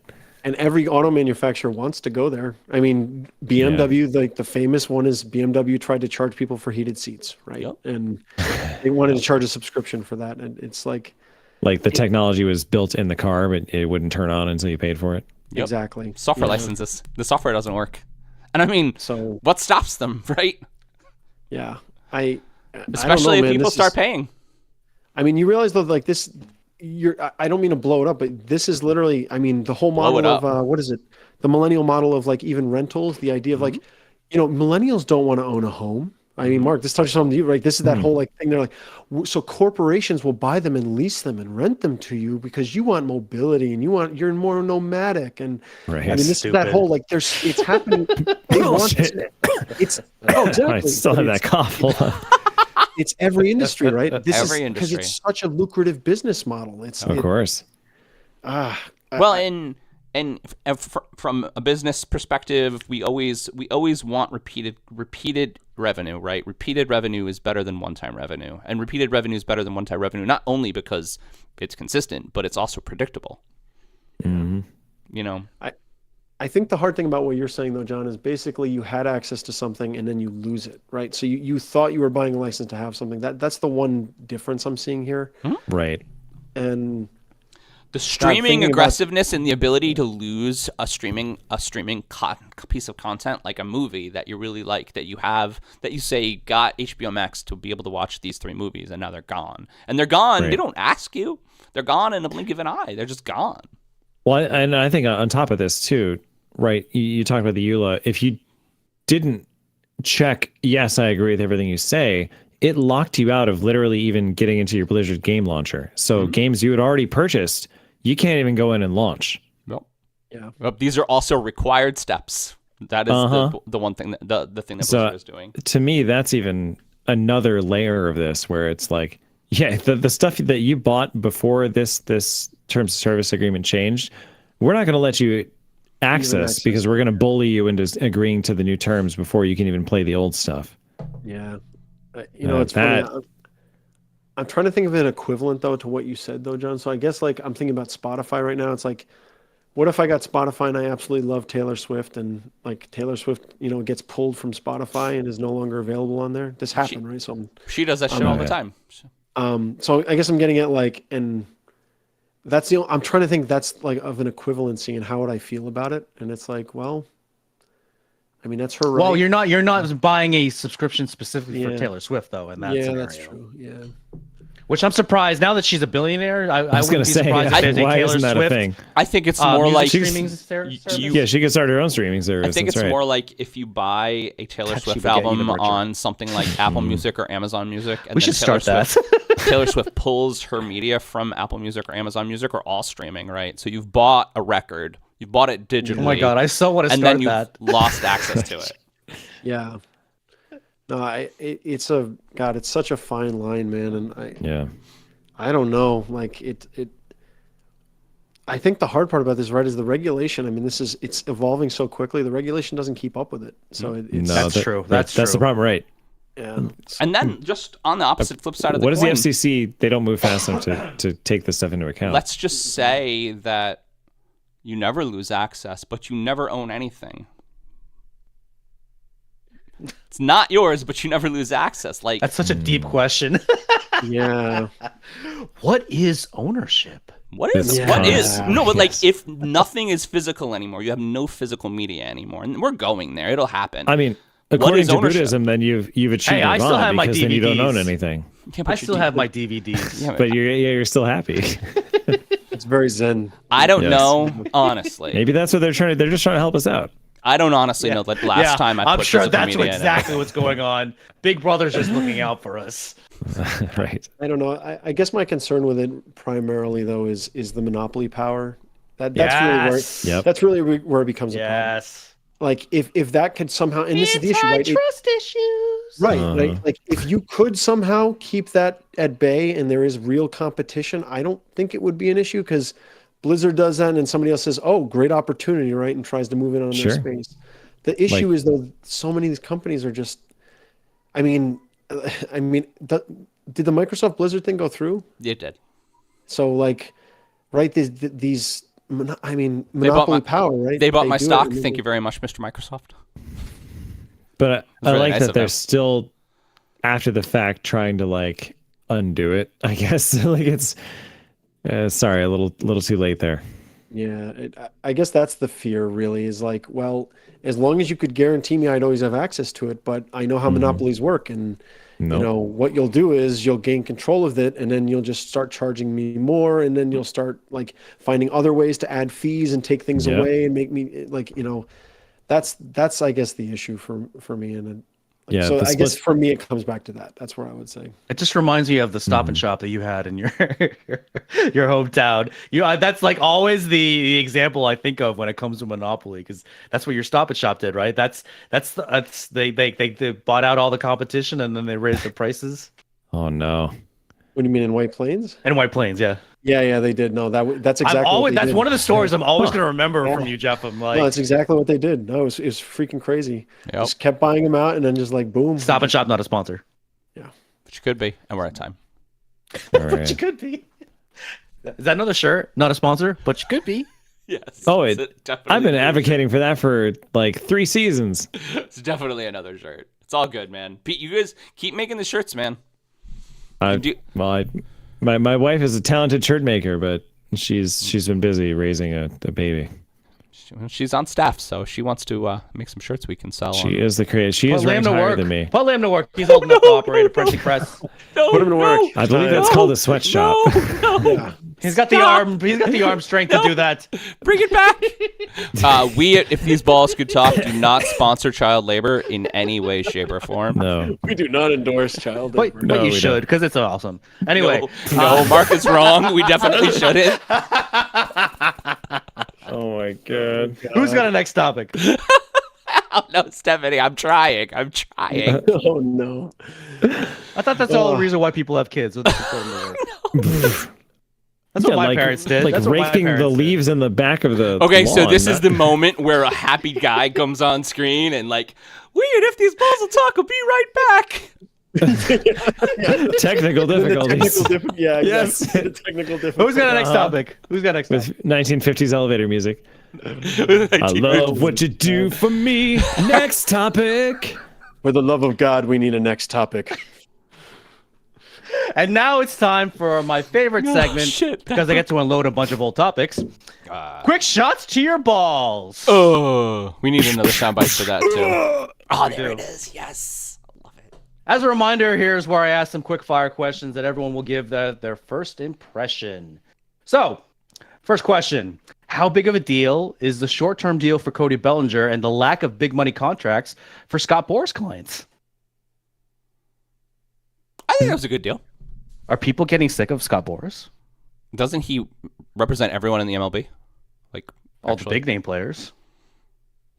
But no one got like that Shohei Ohtani deal. That was a Scott Boras client. I don't think. Probably because they're not Shohei Ohtani. I'm just glad to finally see Scott Boras get screwed for once. Like Seriously. Seriously. Scott Boras has got to go. Yeah, Scott Boras gotta go. Yeah, I get they say he gets for his clients, but God, I think he's been a net negative to this sport forever. Like, I mean, if movies and TV have taught me anything, professional agents are assholes. So yeah. All right, next one. How big of a deal is Breanna Stewart re-signing with the Liberty in the WNBA? I fucking love her. Yeah. That's a Because you big can deal. talk about New York sports. Hell yeah. New York want to keep their super team, The right? New York Liberty were the bright shining light in my sports season last year. So, it was kind of a rough year. But Breanna Stewart's great at basketball, and I'm going to bring you down in another question I think that we're going to talk about I think later. she fits really good in New York. Honestly, I think more superstars the better. I love her nickname is Stewie. I know. Ha. It just makes me think of Family Guys. Yeah, exactly, right there. All right, next one. Do we like Babies R Us trying to make a comeback in Kohl's stores? I mean, if it gives me cheap baby stuff, then sure. I mean, I think department stores need to realize that they're dead and just die. I love how Kohl's. I love how Kohl's is just trying to like capture like all of these like these dying entities. Yeah. Kohl's is like, remember like JCPenney's, Sears. Like, we can be that, but we're cooler. We're newer. Instead of the fast food wars, we're going to have the department store wars. It's going to be Kohl's and Target and Walmart. Kohl's versus Target, yeah. God. And Walmart, yeah. All right. God, yeah. Did you guys know that? Say, Go ahead, sorry. John. Oh, Go ahead, no. go ahead. I'm sorry. I don't. No. You're the guest. Oh. Babies R Us. I don't know. I would rather have Toys R Us back than Babies R Us. I'm so sorry. I agree with that. I agree with that. Okay, yeah. I hear you there. All right. Did we know that Shohei got secretly married in the offseason? I did know that. Yes. I did hear about this, yeah. This is exactly like what happened with Hideki Matsui. Remember, he just put out a statement like, "I have gotten married." to all my fans. Like this is what these guys do. I swear to God, all these Japanese players. Like, I love the memes currently out So about secretive. about his translator. That his translator is literally just like a gambling addict and is like saying, "Mr. Otani wants to gamble," but it's really Yes. just him. I mean, I respect somebody, wanting to maintain some modicum of privacy. yeah, Especially when you're a public figure, right? Sure. It's very rare to have that kind of that level Yeah. of secrecy. Right. care No very me for li- baseball, not for I my care personal very life. little about Shohei Otani's marriage, though. Like very actually little. Like who cares? Honestly, I do think it's amazing he's managed to keep it quiet though, like that, like he did. Like that was for his public figure and what was going on this year. It was pretty impressive. Like, Yeah. All right, next one. Have we watched any UFL games with football being or NFL football being off? And do we plan to? I do No. plan to. I want to see what they're about. nobody cares. Do you guys even know what stations they're on? They're not on stations. No one cares. YouTube TV has them ready to go. I'm good. I'm ready. ESPN and Fox are the ones that are, Yeah. airing them. That's really Will it. do Saturdays they have, and Sundays. Mark, that's Saturdays really and great. Sundays. Nobody's watching. even if just to see? So they Wait, do they is this on- have is what this on the Ed the Show? Yes. Do they By, have by the way, future UFL is the NFL sponsor of this podcast. Just kidding, they're not. But you could be. I don't If it's even know. almost I don't a know if we'd sport. want them to. No. Do they have the new if they, kickoff? if they paid us money? The new kickoff rules that the NFL has now adopted. Well, they're Because- the ones. They're the ones that had the kickoff Okay. rules first. Then yes, I want to see that. I want to see what that looks like. Okay. So I'm not like watching an NFL game and being like, "What is this? The UFL?" All right. I do not with a toddler. I do not have the time to invest in a new sports league. Sorry. All right. Next question. Do we feel that Aaron Donald is truly retired? If the Rams happen to be That's a it. really That's the good end of the team question. and the second half of the season, do you think they're going to try to recruit him again? I think that they're not. they will. I think he might stay retired, and mainly just because I don't think that the Rams are good enough for him to care. It's just They not- had a good run last year, but yeah, They had an okay. I don't. run I last don't know year. if it's repeatable. As good as Stafford is, he's not getting any younger. All right, and the last one, has and cute- this he has one's cute kids, pretty though. much the last one. This is pretty much 33 just for John. John, are the Knicks truly done with Julius Randle's season-ending shoulder injury? No, we don't need Randall. What do you mean you don't need Randle? And Nube's coming back, and Brunson is a fucking monster. As long as you have Brunson, you guys probably are in it. But I mean, Brunson's you're like, still not beating the Celtics. fuck, whatever. I'll just score 40 points a game instead of 30 points a game. You're not beating the Celtics. We'll see, buddy. Hey, Mark, aren't the Celtics getting bought by Alex Rodriguez? Did I hear this correctly? No. The Timberwolves were supposed to get bought by. No. A-Rod. That fell through, and now they're trying. Exactly. To buy Yeah, the that fell Celtics. through. The No, there's no master- way he can't afford the Celtics. The master plan. He's if going he to use can't that. afford the Timberwolves, he can't afford the Celtics. John just sent Alex Rodriguez your way. Yeah. I made it happen. It's all good. Fuck A-Rod. Well, I agree. That's got to be our next shirt. Is fuck A-Rod. I agree. Fuck A-Rod. Alex Rodriguez has Wow. a punchable face. The Cavaliers, Magic, Wow. and Knicks all have 31 losses. That's wild. Yeah, the Orlando Magic are like 2 games out of second place or something like that. It's fine. Still not going to catch Celtics. We're all 2 games out of second place, and we're all 13 games out of first place because literally the middle of the Eastern Conference is the same. Cool. I feel good Holy about that. moly, Aaron Donald is a big boy. 6'1", 284. He's Yeah, he's a big boy. man. Holy Although for a But defensive that's undersized tackle, for a defensive tackle. I was gonna yeah. say that's small for a DT. 6'1", 284. Oh Yeah. my god. Most of those guys are like 6'5" and 350. Yeah, And that's he, what. and he moves like someone like 100 pounds lighter. I know. Wow. But also he's old. Hey, there's a He is the They're Aaron- that old. Aaron Donald is summed up in one way when he got free of a blocker last year. There was a hot mic on Seattle's quarterback Geno Smith. Geno Smith, right? Geno Smith goes back to the pass, yeah. and Didn't he, a like, do, free like, a Aaron girlish Donald is running at scream? him, and he goes. The hot mic picked up Geno going, "Oh my god!" and then he immediately threw it away. And he got ribbed for it for like 2 weeks after that. And That he's is like, really dude, funny. have you seen Aaron Donald? He's a scary Sorry, man. yeah. I would shit my pants if Aaron Donald Right. came at me full speed. Dude, Right. that's what I'm just thinking of the size of this dude, like 284. Jason Holy Kelsey moly. was just talking Yeah. on New Heights about. They talk a lot of football on New Heights, obviously, but he was just talking about the linebackers and defensive tackles that they double team, and he said the one that they're always the most scared of is Aaron Donald. Yeah. For what it's worth, Josh Allen did attempt to stiff arm Aaron Donald this season. How did that work out? It actually kind of worked. Oh, He's very strong. Yeah. Come on, Mark, chop chop. We're done. We're done. Oh, I thought there wow. were more shots coming. Oh, there's it's been there's My- a shot coming.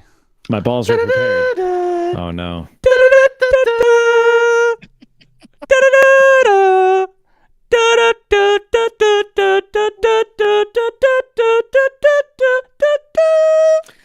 It's the final topic.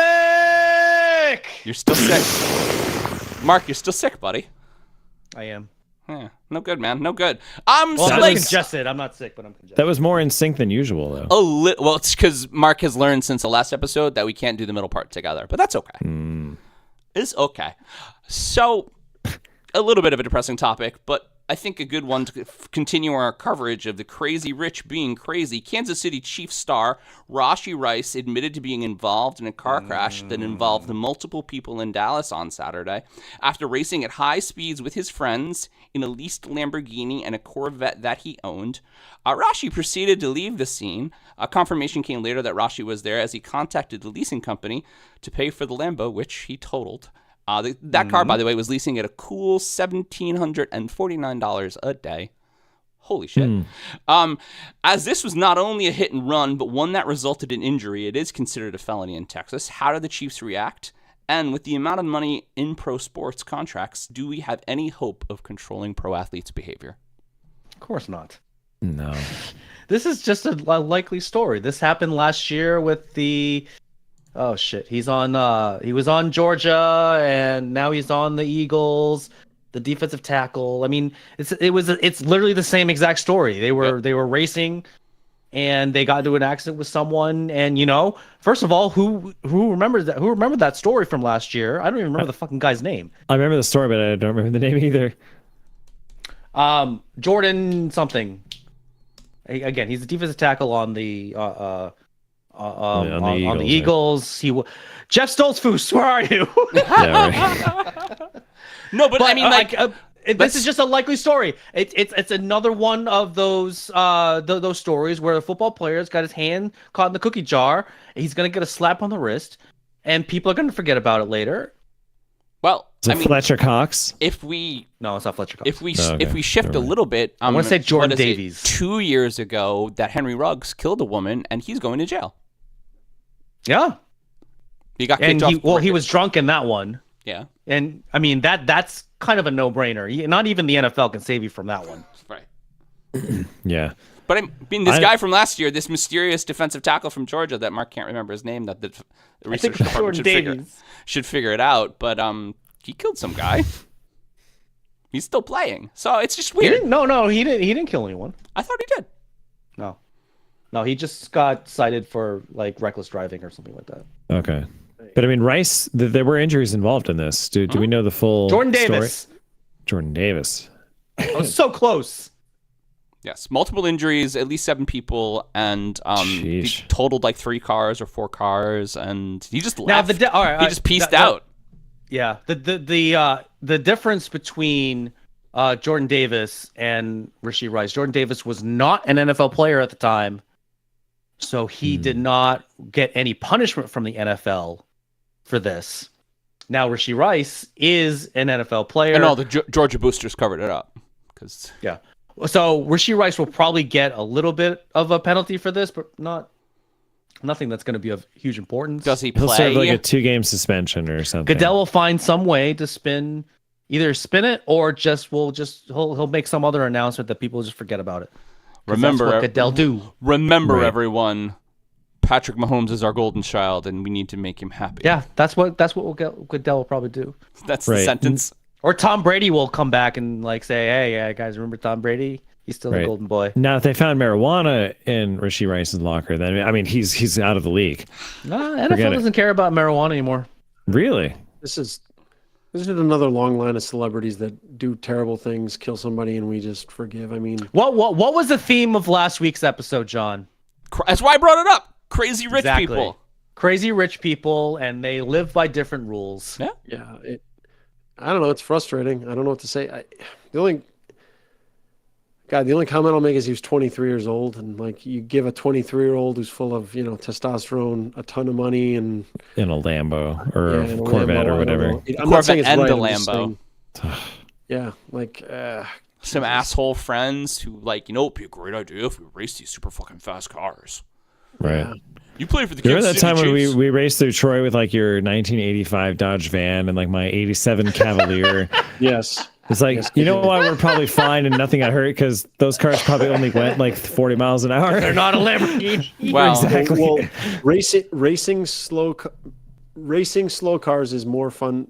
Driving slow cars fast is more fun than driving fast cars slow. So keep that in mind. That's a good way to put it. I never thought of it that way. Smart. Yeah. And I'll remind you that I won that race. But You did, because you had the fastest route there. I know. the yellow van. That yellow van. Oh, that yellow van.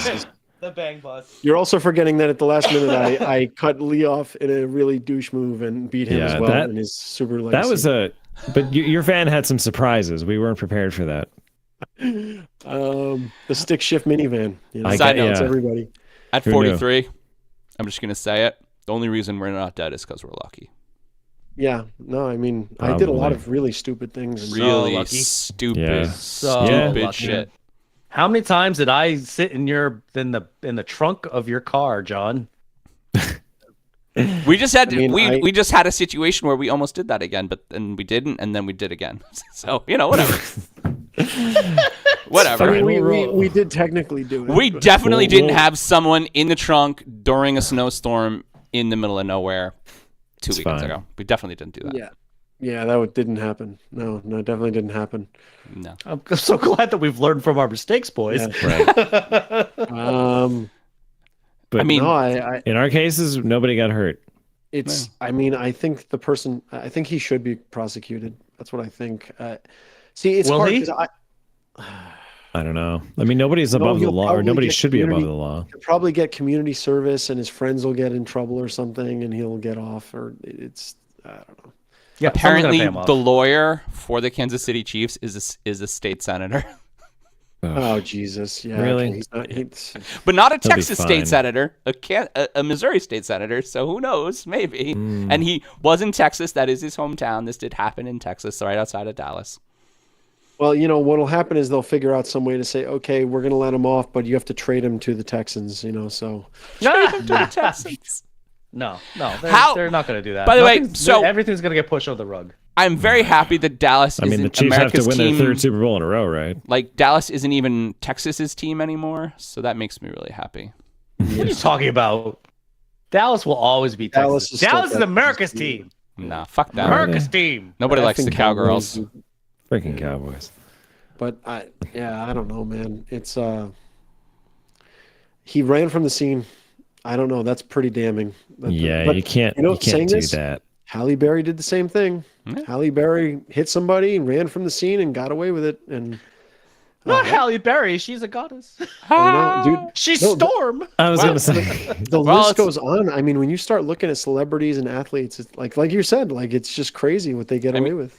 So I mean, there is a incorrect, however, preached rule of driving under the influence where if you're drunk, you leave. Even if you leave your car, you're drunk, you leave. Because it's worse if you stay. Yeah. It's terrible.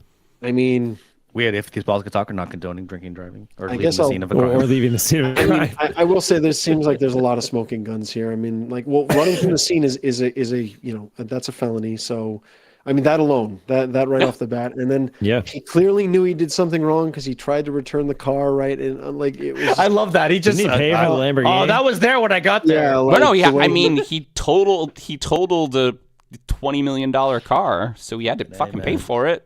So, Yeah. I mean, and that's how TMZ somebody found paid for it. TMZ found out. That's how TMZ found out because the fancy car leasing company was like, "Hey, Rashi called us. He's going to pay us for the car that he totaled."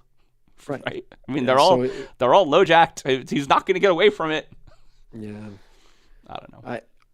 Let's put it this way. I don't know how you guys feel. This is what I hope will happen, because I like Andy Reid and I like Patrick Mahomes.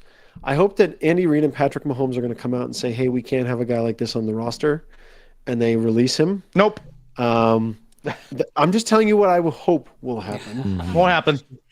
and they'll show a real strong sense of character by saying that and coming out with such a public stance and standing up for what's right. Won't happen.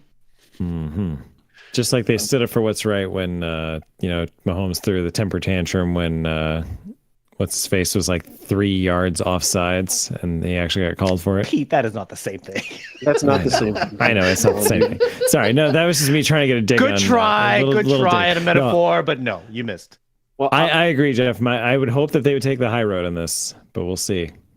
Won't I happen. think it would show a lot of class as an organization. They're going to probably happen. do some sort of mandatory counseling thing, and Yeah, that's probably what they'll Won't do. happen. People will he'll just forget about it. He'll probably get suspended for at least a game or two. Nope. I don't even think there's going to be a suspension. I'll remind everybody that Ray Rice murdered a guy. Yeah, there was that. Yeah. Wait. You mean Ray Lewis? Sorry, Ray Lewis. Yeah, not Ray No, Rice. no. Ray Rice just death punched a bitch to death. That's what. Yeah, that's all- I mean that's that all was he did. different. Yeah. And he only got 2 games for it. Death who was the one punched who- a bitch to death. I don't know if she actually died, but he he decked her in an elevator.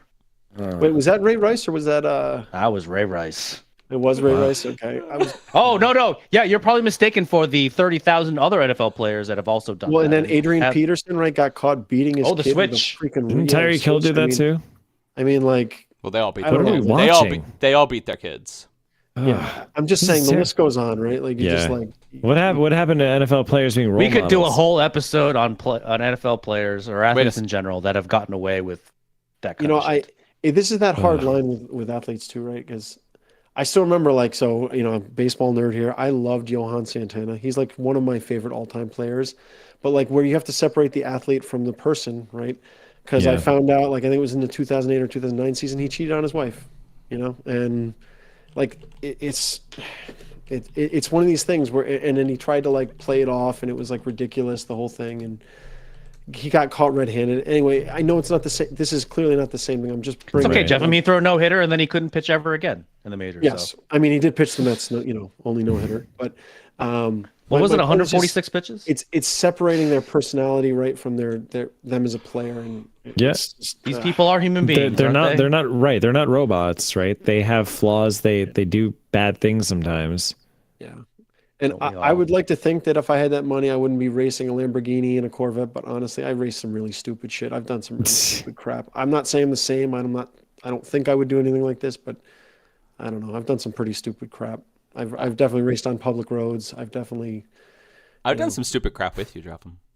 I know. We- We've all done some stupid crap. Yeah. it's this weird line of like, I think he should be held accountable, but there is some small level of like, well, I don't know. He's 23 and he has a ton of money and a ton of testosterone. All right, he's also 23. Should his career be over? Probably not. It's all right. He won't get anything. It's a fine line. I don't even think he's going to get suspended. And we've been at time again forever. Let's see. I will put money Time on will that. tell. I will Yes. put money on that. I do not think Rashee Rice will get suspended. No, I don't take short things. You Any think anything takers? Do Any you think anything takers? will happen? Oh no, you think- something will happen. He might get a fine or something. Okay, so you're saying he will not get suspended, he'll but get suspended, something will happen. That's the bet. All right, we'll do a bet. What do you want to bet? I'm thinking about. Hang on. I know you guys got to end, but I'll think about. Could we do the standard bet of a bottle of scotch? I like Joe that. doesn't like I'm in. scotch All that right. much. I'm in. I'll take that bet. Green label.